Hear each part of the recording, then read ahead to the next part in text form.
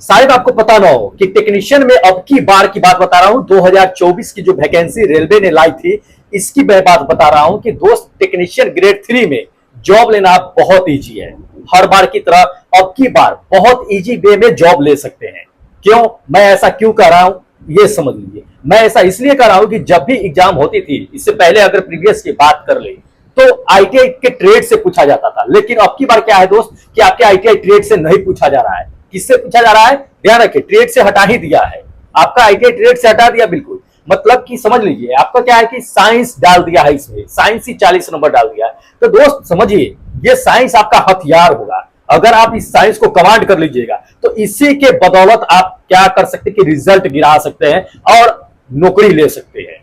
ध्यान रखिए इस चीज को। अगर साइंस 40 नंबर कमांड कर लेते हैं, साइंस में क्या क्या पढ़ना है ये तो पता ही है ना, कंफ्यूज मत होइएगा। बार बार मैं इस चीज को कहता हूं, फिजिक्स ही नहीं पढ़ना है, फिजिक्स केमिस्ट्री बायोलॉजी तीनों पढ़ना है। 10वां तक के 9वां तक के जितने भी फिजिक्स केमिस्ट्री बायोलॉजी पढ़े सबको चेक कर जाएंगे, आसानी से जॉब ले लीजिएगा। मैं ये सही बात बता रहा हूं आपको, ध्यान रखिएगा। सिलेबस जाकर के देख लीजिएगा, किसको नहीं पढ़ना है बायोलॉजी और जो केमिस्ट्री, किसे नहीं पढ़ना है? जो टेक्नीशियन ग्रेड 1 में डाल रखे हैं उनको नहीं पढ़ना है, ठीक है।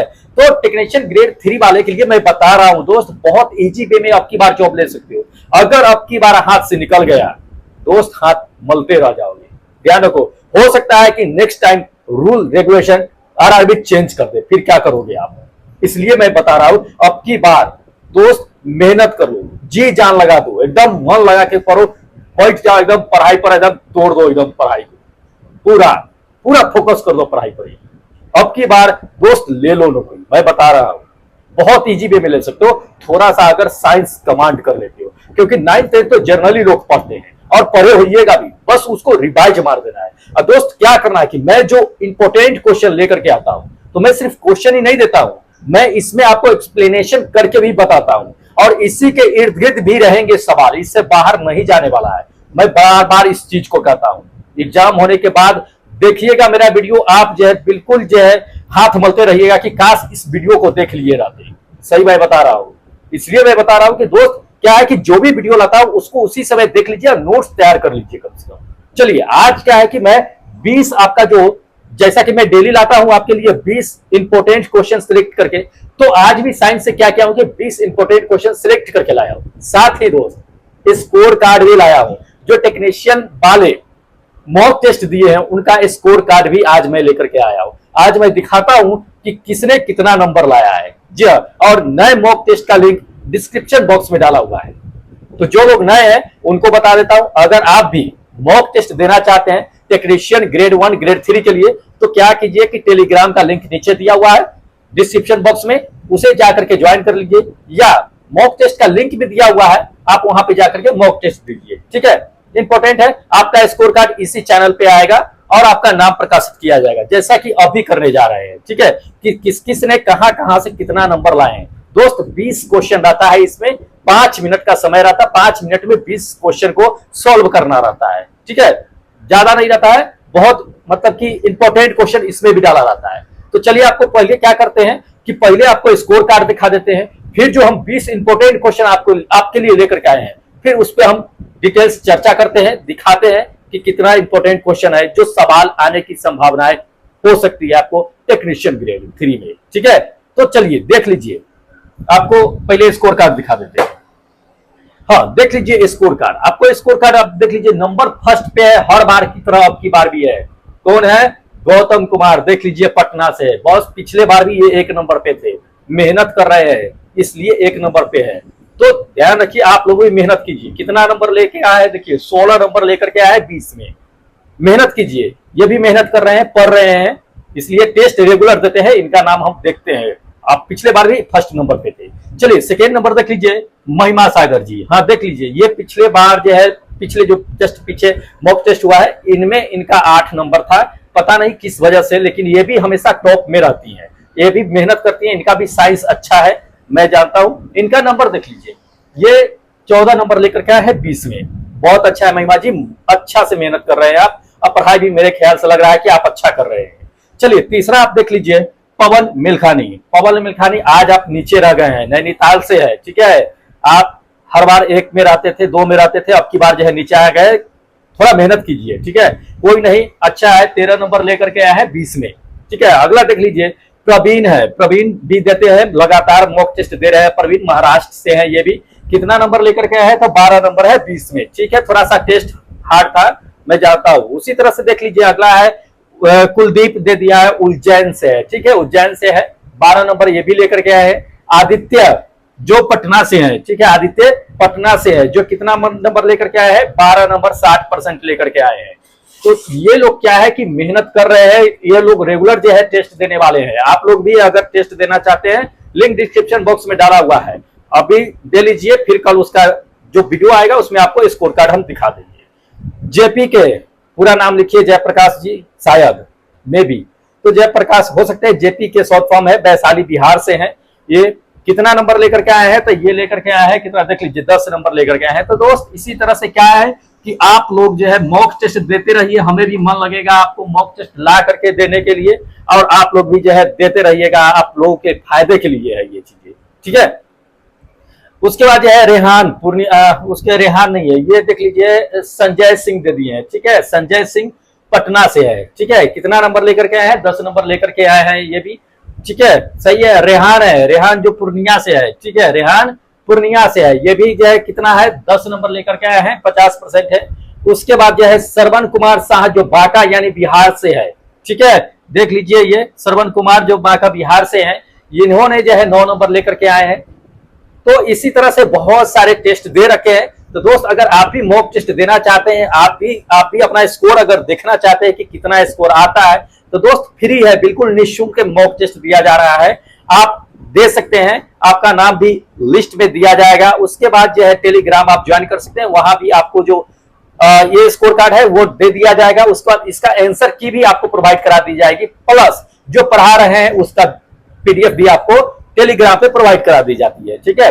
तो जो लोग अभी नए हैं, चैनल को सब्सक्राइब नहीं किए हैं, कर लीजिए, बेनिफिट आपके लिए होगा, ठीक है। तो फटाफट कर लीजिए और टेलीग्राम को भी ज्वाइन कर लीजिए। चलिए, जिनका नाम नहीं लिए हैं दोस्त, स्कोर कार्ड जो है आपका क्या है कि आ जाएगा टेलीग्राम पे। उसके बाद जो है आपका जो आंसर की है वो भी आपको टेलीग्राम पे मिल जाएगा। तो चलिए, अब जो हम 20 इंपोर्टेंट क्वेश्चन जो साइंस से लेकर के आए हैं उसके बारे में बताते हैं, ठीक है। तो चलिए, सबसे पहले जो 20 इंपोर्टेंट क्वेश्चन जो साइंस से लेकर के आए हैं उस पे हम चलते हैं। देखिएगा, क्वेश्चन नंबर फर्स्ट में दे दिया है कि पीछे की ओर उड़ने वाला एकमात्र पक्षी कौन सा है। जी हाँ, पूछा गया है, एनटीपीसी में 2 बार ही पूछ दिया ये क्वेश्चन कि पीछे की ओर बैकवर्ड डायरेक्शन में जो पक्षी उड़ती है वह एकमात्र पक्षी का नाम क्या है। लोग जानते होंगे, वैसे इंपॉर्टेंट है, तो अभी बायोलॉजी ही चल रही है, इसलिए हम इंपॉर्टेंट क्वेश्चन सिलेक्ट करके लाए हैं। शुरू से अंत तक के देखिएगा, पता लग जाएगा इसमें। तो 2 बार एनटीपीसी में पूछा गया है ये कौन सा है, ये पक्षी, ये जान लीजिए। पहला नंबर ऑप्शन देख लीजिए, ऑप्शन नंबर फर्स्ट में दे दिया है हमिंग बर्ड दे दिया है, दूसरा नंबर दे दिया है कीवी दे दिया है, तीसरा नंबर अल्बाट्रोस दे दिया है और चौथा बाज दे दिया है। दोस्त क्या होगा, तो ध्यान रखिएगा, जो पीछे की ओर बैकवर्ड डायरेक्शन में उड़ती है वो पक्षी होती है हमिंग बर्ड, ठीक है। ये हमिंग बर्ड फर्स्ट नंबर मेरा ऑप्शन करेक्ट होगा। अब ध्यान रखिए, हमिंग बर्ड से क्या क्या पूछा जाता है, उसके लिए हम कुछ पॉइंट बना के लाए हैं, उस पॉइंट को आप नोट कीजिएगा, उस पॉइंट से भी पूछे जाते हैं, ठीक है। तो हमिंग बर्ड से क्या क्या क्वेश्चन आ सकता है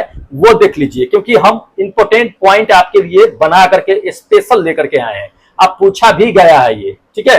तो चलिए हम आपको दिखाते हैं कि क्या क्या पूछा जाता है। तो पहले देख लीजिए, हमिंग बर्ड आपको दिखाते हैं कि हमिंग बर्ड किस तरह का होता है।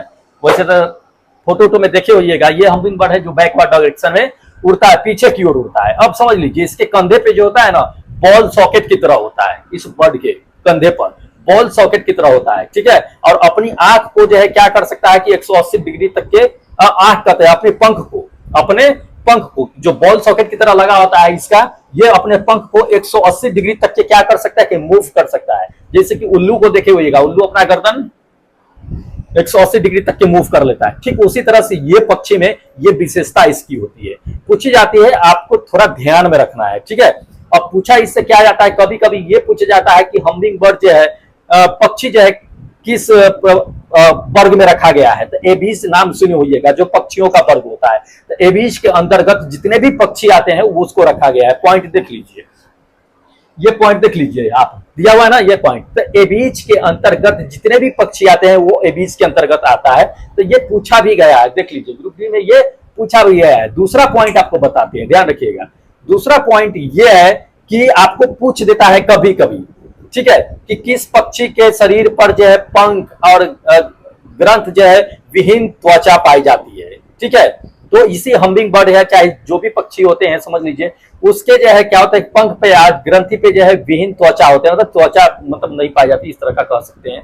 तो ये भी पॉइंट पूछा गया है, देख लीजिए ग्रुप बी में ही पूछा गया है। उसके बाद देख लीजिए जितने भी पक्षी होते हैं, जितने भी, आपको कभी कभी देता है ये सवाल पूछा जाता है कि किस वर्ग के प्राणियों में जो है खून गर्म होता है या रक्त गर्म पाया जाता है। तो पक्षियों में जो भी पक्षी के प्राणी होते हैं, जितने भी पक्षी होते हैं वर्ग के, उसमें क्या होता है कि गर्म खून पाया जाता है। ये कई बार पूछा गया है सवाल, देख लीजिए कई बार ये पूछा गया है। तो जो भी पक्षी के अंतर्गत आते हैं दोस्त, उनका खून जो होता है वो गर्म होता है, तो ये पूछा जाता है। अब देख लीजिए हमिंग बर्ड से क्या पूछता है, ये क्वेश्चन ये देते हैं। हमिंग बर्ड से ये कभी कभी क्वेश्चन ये दे देता है, सवाल ये देगा कि दुनिया का सबसे छोटा अंडा किस पक्षी का पाया जाता है। तो ध्यान रखिएगा, दुनिया का सबसे छोटा अंडा जो होता है वो हमिंग बर्ड का होता है, क्योंकि दुनिया का ये सबसे छोटा पक्षी होता है जो बैकवर्ड डायरेक्शन में भी उड़ता है। तो सबसे छोटा अंडा इसी हमिंग बर्ड का पाया जाता है, ठीक है। यह सवाल देता है कि कभी कभी दुनिया का सबसे बड़ा अंडा जो है किस पक्षी का होता है, जैसे शुतुरमुर्ग होता है, तो उसके बारे में आपको पता चलेगा।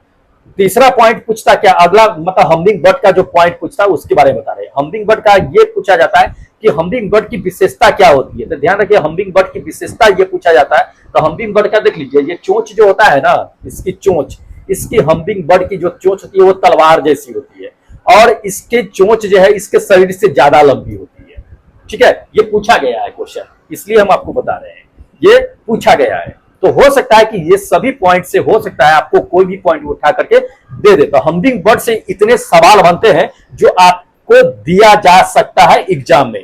तो इस सारे पॉइंट को आपको पीडीएफ में भी मिल जाएगा, आप देख लीजिएगा। वैसे वीडियो को पॉज करके स्क्रीनशॉट ले लीजिएगा या नोट कर लीजिएगा, ठीक है। पीडीएफ एक आध दो दिन बाद आ जाती है, तो इसलिए मैं आपको बता रहा हूं। चलिए नेक्स्ट क्वेश्चन आपको दिखाते हैं।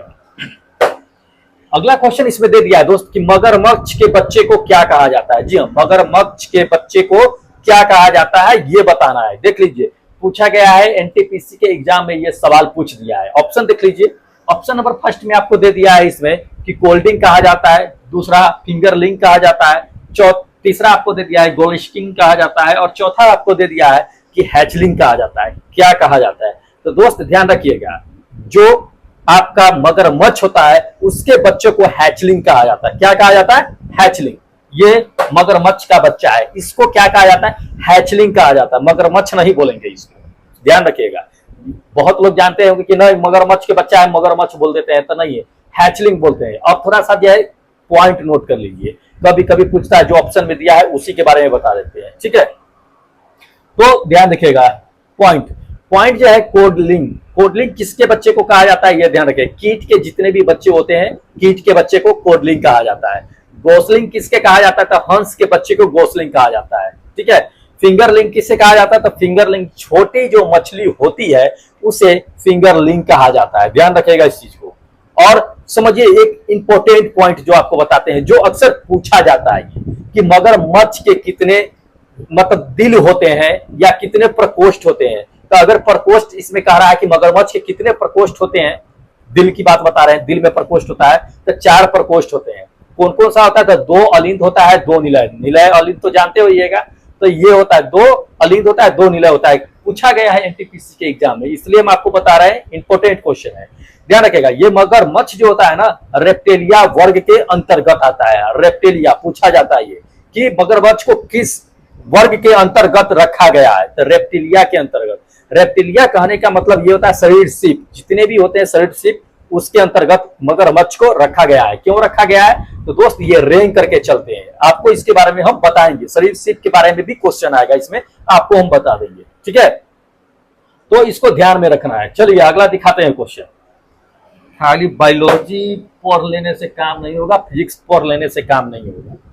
साइंस कमांड रखना है हमको, अगर 40 में 40 नंबर लाना है, और रेलवे में अगर टेक्नीशियन में नौकरी लेना है दोस्त, तो साइंस कमांड रखिए। मैं बार बार इस चीज को रिपीट करता हूं, कि साइंस कमांड रखिए, आपको बहुत हेल्प करेगा एग्जाम में, वही नौकरी दिलाएगा आपको। साइंस कमांड रखिएगा, साइंस ही दिलाएगा नौकरी, वरना आप जो है मार दीजिएगा मैथ भी और जो है आपको रीजनिंग भी 25-25-50 मार दीजिएगा, फिर भी आपका 40 नंबर ये हथियार है। आप साइंस कमांड रखिए, नौकरी इजी वे में होगा, ध्यान रखिएगा इस चीज को। चलिए नेक्स्ट क्वेश्चन दिखाते हैं। हम कहने के ही भागी है, मेहनत आप लोग को करना है। चलिए अगला दे दिया कि शुतुरमुर्ग के अंडे का माप कितना होता है। अगर शुतुरमुर्ग का जो अंडा होता है उसका माप कितना होता है, एक जो है मतलब एक एवरेज निकाल लिया गया है। वैसे थोड़ा 19-20 तो होता ही है, लेकिन एमएम में निकाला गया है, ध्यान रखिएगा। एमएम में तो मुझे लगता है कि जहां तक कि मापा गया होगा वो थोड़ा एक्यूरेट ही मापा गया होगा। तो देख लीजिए पहला ऑप्शन क्या है, तो ऑप्शन नंबर फर्स्ट में दे दिया है 170 मिलीमीटर गुणे 130 मिलीमीटर, ये होता है। या दूसरा दे दिया 170 मीटर गुणे 130 मीटर, या तीसरा दे दिया 170 सेंटीमीटर गुणे 130 सेंटीमीटर। चौथा आपको दे दिया कि 170 माइक्रोमीटर गुणे 130 माइक्रोमीटर। क्या होता है शुतुरमुर्ग के अंडे का माप क्या होता है, तो ध्यान रखिएगा। एक शुतुरमुर्ग के अंडे का जो माप होता है ना, ये फर्स्ट नंबर जो आप देख रहे हैं 170 मिलीमीटर गुणे 130 मिलीमीटर होता है, ठीक है। तो इसको समझिए, शुतुरमुर्ग के अंडे को बता देते हैं। ये शुतुरमुर्ग है, साथ में इसका अंडा है, देख लीजिए। ये शुतुरमुर्ग का सबसे बड़ा जो है क्या होता है कि पक्षी होता है जो उड़ नहीं सकता है, दौड़ता है। अब काफी स्पीड भी दौड़ता है, इसकी स्पीड भी बहुत ज्यादा होती है, ध्यान रखिएगा। इसकी पैर जो होती है ना बहुत स्ट्रांग होता है। अगर एक पैर से आपको अगर मार दिया जाए ना तो दोस्त आपका बॉडी डेड हो सकता है, इतना इसके पैर में पावर होता है, ध्यान रखिएगा। तो ये दौड़ता है, उड़ नहीं सकता है ये, ठीक है। ये क्या करता है आपको बता देते हैं कि ये पक्षी क्या करते हैं कि कंकर पत्थर भी खा लेते हैं, ठीक है। इसके पास दांत नहीं होता है जो चबा चबा के खाए, नहीं, इसके पास दांत नहीं होता, ये निगल जाता है। इसके अंदर जो क्या होता है कि पत्थर उत्थर को पचाने के लिए, पीसने के लिए एक अलग तरह का लीवर होता है इसमें, ठीक है। तो इसको ध्यान में रखिएगा। ये पक्षी दूसरा दुनिया का सबसे बड़ा पक्षी माना जाता है, ठीक है। तो ये चीजें है। चलिए अगला क्वेश्चन आपको दिखाते हैं दोस्त, इंपॉर्टेंट है। अगला क्वेश्चन इसमें दे दिया कि निम्नलिखित में से रीढ़ की हड्डी वाला दे दिया, यानी कि वर्टिब्रेटा जीव कौन सा है। वर्टिब्रेटा जीव कौन सा है ये बताना है। एनटीपीसी के एग्जाम में पूछा जा चुका है। ऑप्शन देख लीजिए। ऑप्शन नंबर फर्स्ट में दे दिया है कि कीवी है, दूसरा है स्पॉन्जन्स दे दिया है, तीसरा आपको दे दिया है कि स्टार फिश यानी मछली दे दिया है, चौथा दे दिया है कि थ्रेब वर्म दे दिया है। दोस्त कौन है वर्टिब्रेटा, तो ध्यान रखिएगा। वर्टिब्रेटा के अंदर जो आता है वो फर्स्ट नंबर मेरा कीवी करेक्ट आंसर होगा, ठीक है, कीवी होगा, ठीक है। अब थोड़ा सा समझ लीजिए इसके बारे में। कीवी जो होता है वो पाया कहा जाता है, किस तरह का होता है ये देखिए। तो दोस्त ये कीवी है। ये कीवी क्या होता है कि न्यूजीलैंड में पाया जाता है, ठीक है, न्यूजीलैंड में पाया जाता है। इसकी रीढ़ की हड्डी यानी कि पाई जाती है, इसी को वर्टिब्रेटा कहते हैं, रीढ़ की हड्डी को, ठीक है। यह क्या होता है कि राष्ट्रीय पक्षी है, कहाँ का, न्यूजीलैंड का, ध्यान रखिएगा। ये पक्षी क्या करता है कि हमेशा पेड़ के खोखले जो होते हैं तने या उस पर रहता है या जमीन के अंदर जो है बिल बना करके रहते हैं, ये पक्षी जो होता है, ठीक है। कीवी हमेशा पेड़ में खोखले बना करके रहेंगे या बिल में, जमीन के अंदर जो बिल होती है उसके अंदर ये रहा करते हैं। तो इसके बारे में जान लेना जरूरी था। अब पढ़िए रहे तो थोड़ा बहुत जान ही लेना जरूरी है। चलिए अगला क्वेश्चन देख लीजिए।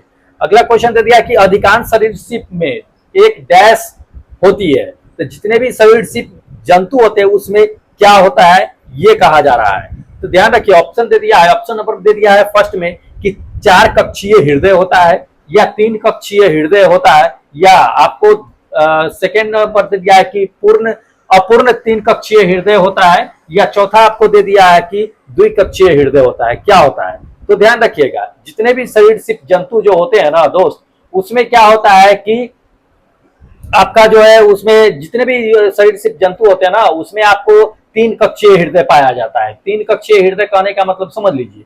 3 कक्षीय हृदय में होता क्या है ये समझिए, 2 अलिंद 1 निलय होता है, ठीक है, 2 अलिंद 1 निलय होता है। अब समझ लीजिए सरीसृप के बारे में भी कुछ पॉइंट पूछा जाए, सरीसृप में आता कौन कौन है ये भी जान लीजिए।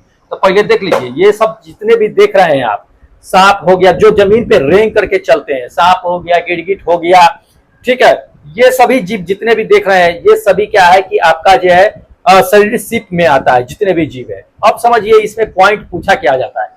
पॉइंट ये पूछा जाता है कि वह कौन सा सरीसृप जंतु होता है, वह कौन सा जीव होता है जिसकी त्वचा शुष्क और ग्रंथि विहीन होते हैं, वह कौन सा जीव होता है। तो वो सरीसृप जीव होते हैं। ठीक है, ये पूछा गया है, पॉइंट देख लीजिए, आपको ग्रुप डी में पूछा गया है, या ये आपको त्वचा विहीन, आपको ग्रुप डी में तो पूछा ही गया है, या आपको कभी कभी ये देता है कि कौन से जंतु होते हैं जिसके सतत का लिंग जो होता है उसका तापमान से निर्धारित होता है। ठीक है, तो ये सरीसृप ही होता है, पूछा भी गया है ये, तो इसको ध्यान में रखना है दोस्त। ये सारे पॉइंट जो है आपको सरीसृप से पूछा जाता है, इसको नोट कर लीजिएगा एक बार। चलिए अगला क्वेश्चन दिखा देते हैं। अगला क्वेश्चन इसमें दे दिया है कि अंडे देने वाले प्राणी डैश कहलाते हैं। तो जो अंडा देता है वो प्राणी क्या कहलाता है, ये बताना है। कई बार पूछा गया है ये क्वेश्चन, देख लीजिए।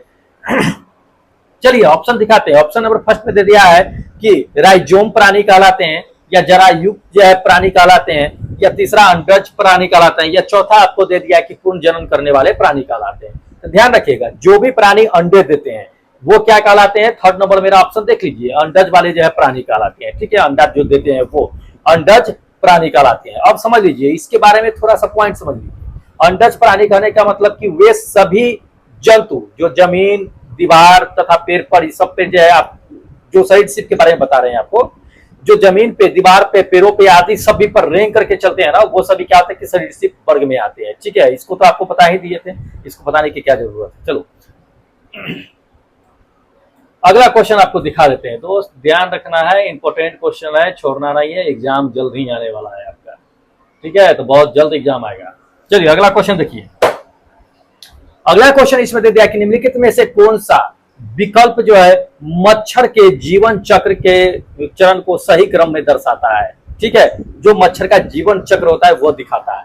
तो ऑप्शन देख लीजिए। ऑप्शन नंबर फर्स्ट में आपको दे दिया है कि अंडा, लार्वा, पूर्णक और जो है प्यूमा, ये होता है मच्छर का जो जीवन चक्र होता है वो। या दूसरा नंबर दे दिया है कि पूर्णक होता है, अंडा होता है, लार्वा होता है और जो है प्यूमा होता है। तीसरा नंबर आपको दे दिया है कि अंडा, लार्वा, प्यूमा और पूर्णक ये होता है। या चौथा दे दिया है इसमें कि अंडा दे दिया, प्यूमा दे दिया है, पूर्णक दे दिया, लार्वा दे दिया। क्या होता है एक मच्छर का जीवन चक्र। समझिए मच्छर का जो जीवन चक्र होता है ना दोस्त, वो कैसे शुरुआत होता है। तो ये थर्ड नंबर ऑप्शन जो देख रहे हैं ये बिल्कुल सही है कि सबसे पहले मच्छर क्या करता है, अंडा देता है, फिर लार्वा बनता है, फिर उससे प्यूमा बनता है, फिर वो जो है एक वयस्क मच्छर बन जाता है। तो ये इस तरह का इसकी प्रघटना होता है। अब इसके बारे में समझ लीजिए कि कैसे कैसे प्रक्रिया होती है।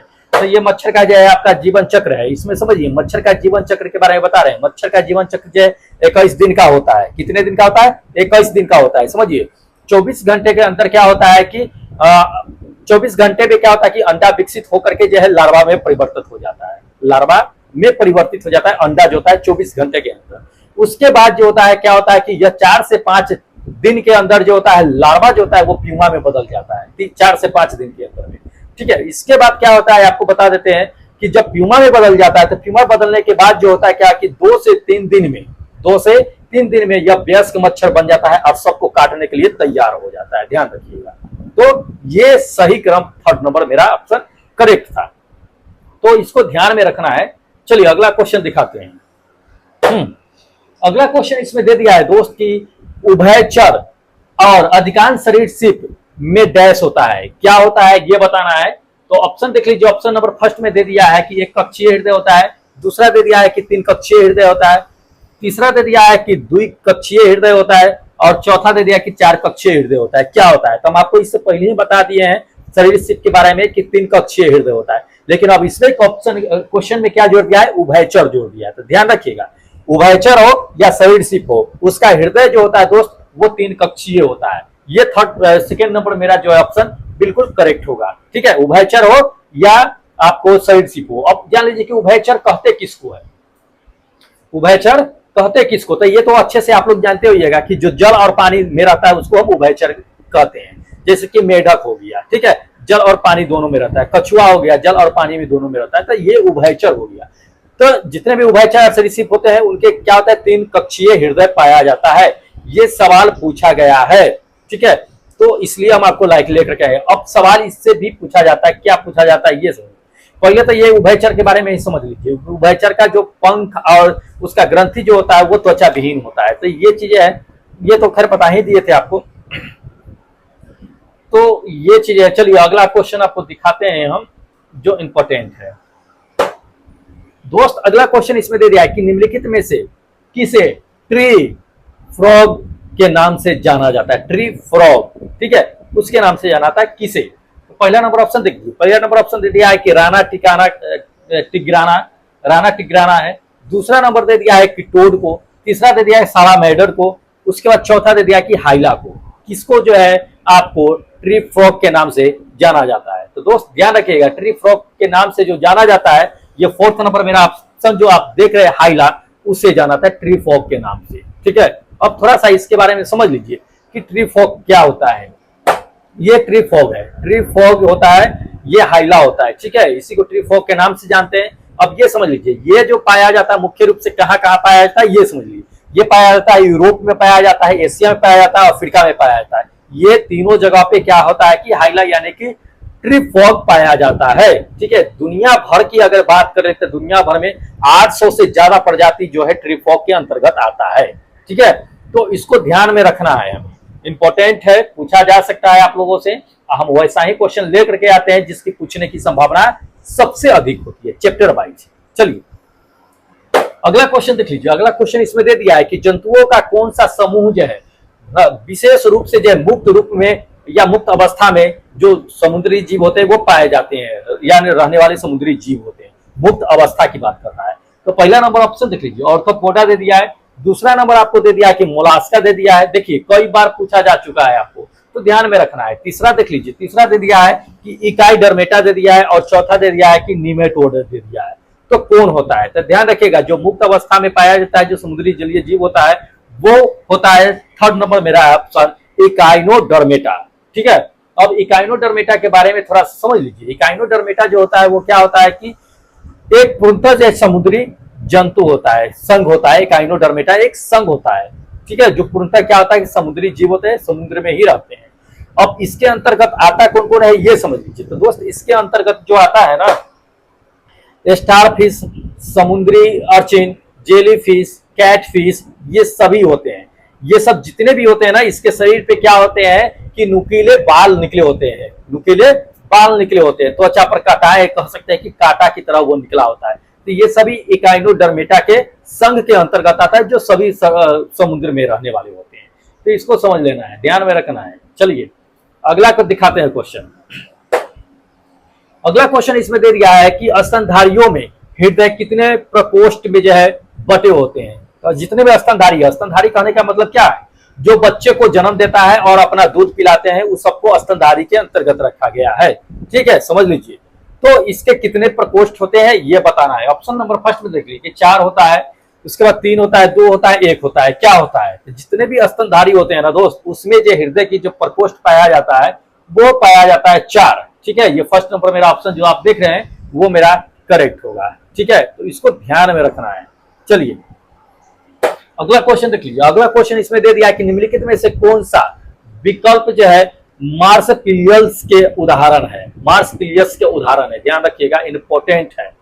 कभी कभी कंफ्यूज हो जाइएगा कि मार्सपिलियस होता क्या है, ठीक है। तो आप समझा देते हैं, समझ लीजिए अच्छे से। तो इसमें कहता है कौन सा मार्सपिलियस का एक उदाहरण है, समझा देते हैं अच्छे से। ऑप्शन तो पहले देख लीजिए। ऑप्शन नंबर फर्स्ट में दे दिया कि कंगारू, दूसरा दे दिया कि वेल, तीसरा जिराफ दे दिया, और चौथा आपको दे दिया है कि रूस्टर। क्या होगा, तो ध्यान रखिएगा, ये जो होता है मार्सपिलियस, उसको जो दोस्त कहते हैं ना शिशुधानी कहते हैं। मार्सपिलियस मतलब क्या, शिशुधानी। वो किसमें होता है, ये फर्स्ट नंबर आप ऑप्शन जो देख रहे हैं कंगारू में होता है। अब कहां होता है, किस तरह का होता है, समझ लीजिए।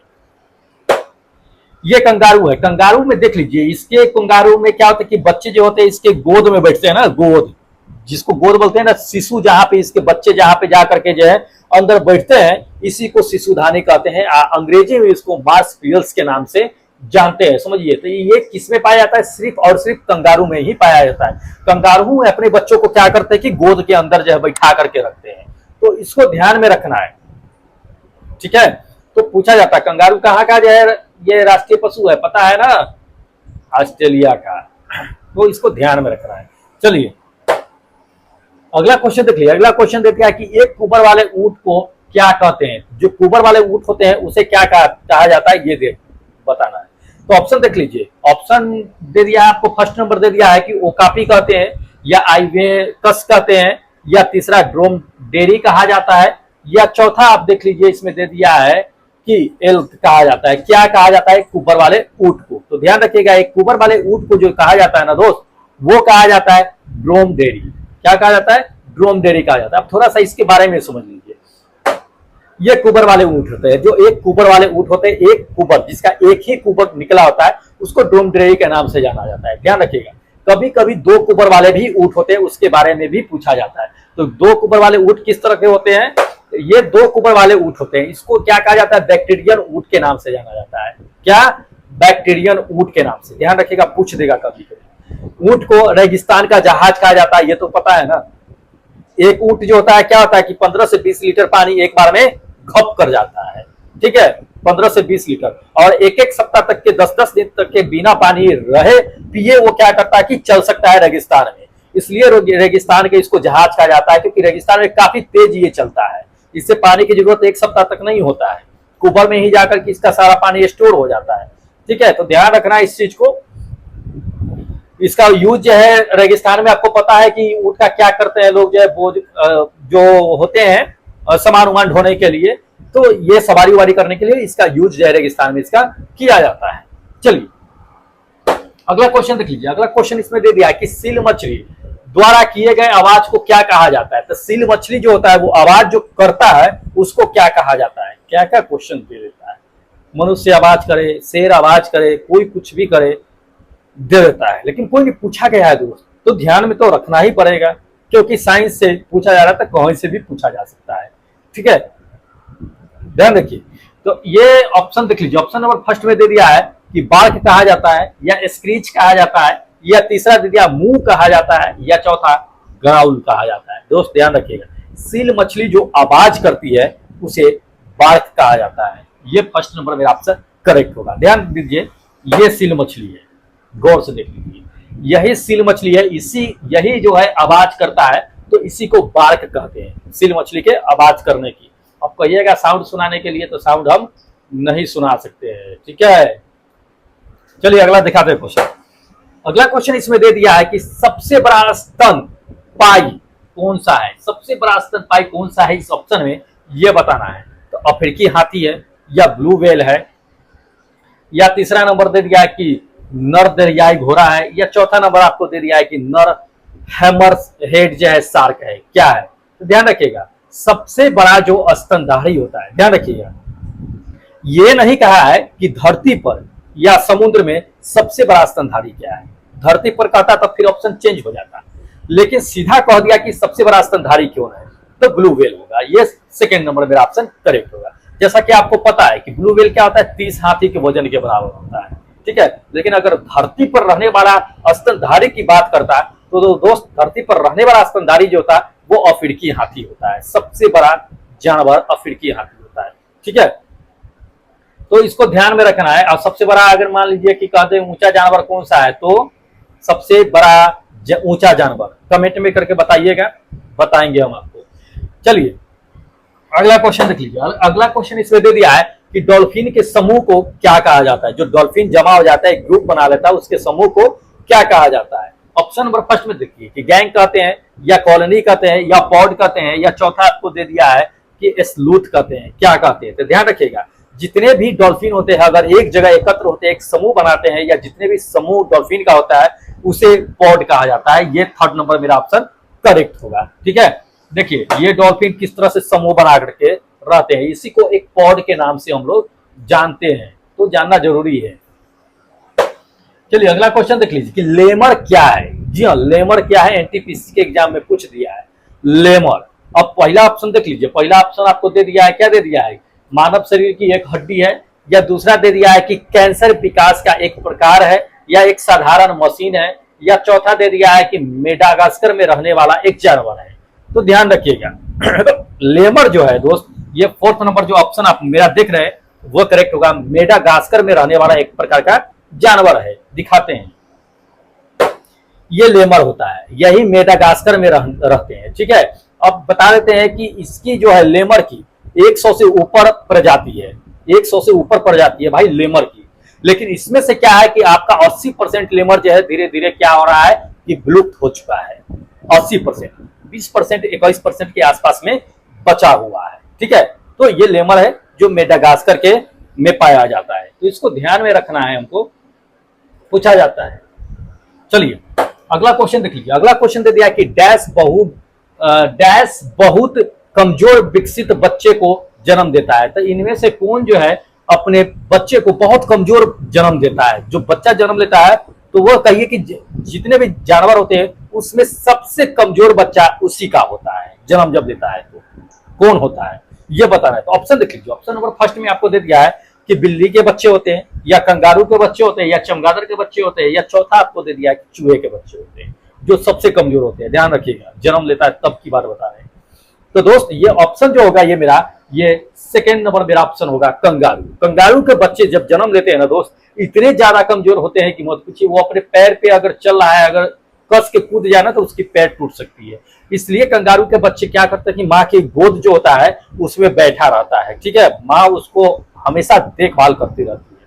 तो इसको ध्यान में रखना है, पूछा जाता है। ये आपको शिशुधानी में जो बच्चे रहते हैं ना कंगारू के, बैठे हुए रहते हैं, तो वो सेफ रहते हैं, नहीं तो पैर वो टूट सकता है उसका। चलिए अगला क्वेश्चन देख लीजिए। अगला क्वेश्चन दे दिया है कि मनुष्य मैमेलिया यानी कि स्तनधारी वर्ग से संबंधित है। ठीक है, मनुष्य तो मैमेलिया के अंतर्गत नहीं आता है, जो स्तनधारी होता है। जो स्तनधारी करने का मतलब क्या? जो बच्चे को जन्म देते हैं उसको दूध पिला सकते हैं, स्तनधारी में कहलाता है। ठीक है, तो ये निम्नलिखित में से कौन है जो इससे संबंधित नहीं रखता है? तो ऑप्शन नंबर फर्स्ट में देखिए कि चूहा नहीं है, या बिल्ली नहीं है, या आपको छिपकली नहीं है, या सुअर नहीं है। कौन नहीं है? तो ध्यान रखिएगा, इसमें जो आपका ऑप्शन जो होगा दोस्त, चूहा, बिल्ली, सुअर, ये सभी बच्चे को जन्म देते हैं और दूध पिलाते हैं। ध्यान रखिएगा, चूहा का भी आप गौर से देखिएगा तो वो माँ का दूध पीती है। चूहे के बच्चे जो होते हैं, बिल्ली के बच्चे भी, सुअर के बच्चे भी। कौन नहीं हुआ इसमें बच्चे देते हैं? छिपकली। ये थर्ड नंबर मेरा ऑप्शन करेक्ट है, छिपकली। छिपकली बच्चे नहीं देते हैं, वो शरीर सिर्फ होते हैं, वो अंडे देते हैं। ध्यान रखिए, रेंग करके चलने वाले जो मनुष्य के मैमेलिया जो है उसके अंतर्गत नहीं आते, स्तनधारी के अंतर्गत नहीं आते हैं।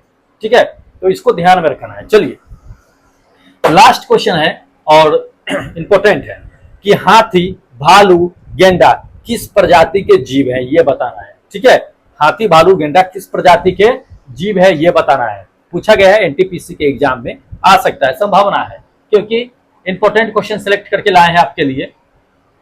ऑप्शन देख लीजिए। ऑप्शन नंबर फर्स्ट में आपको दे दिया कि पक्षी, उभयचर, स्तनधारी, और चौथा दे दिया है कि सर्प। दोस्त कौन है जो किस जाति के अंतर्गत आता है? कौन? हाथी, भालू और गेंडा। तो ध्यान रखिएगा, हाथी, भालू, गेंडा जो होता है वो आप पक्षी में तो आएगा ही नहीं, पहला नंबर जान लीजिए। दूसरा, उभयचर में आएगा नहीं, क्योंकि पानी और जमीन पर रहने वाले को उभयचर कहा जाता है।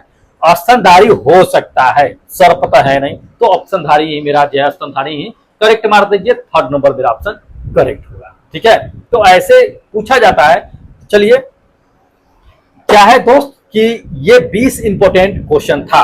इसी तरह से क्या है कि डेली हम आपके लिए लेकर के आते रहते हैं 20 इंपॉर्टेंट क्वेश्चन, जो काफी इंपॉर्टेंट होता है। एग्जाम में आने की संभावना बहुत ज्यादा होती है। अगर आप ज्यादा बुक न पढ़ करके आप इसी को स्टडी कीजिएगा तो दोस्त क्या है कि आपका एग्जाम में एक भी क्वेश्चन नहीं छूटेगा। इसी से आएंगे, इससे बाहर नहीं जाने वाला है, क्योंकि 10th स्टैंडर्ड का ही हम क्या करते हैं, इंपॉर्टेंट क्वेश्चन सिलेक्ट करके लाते हैं।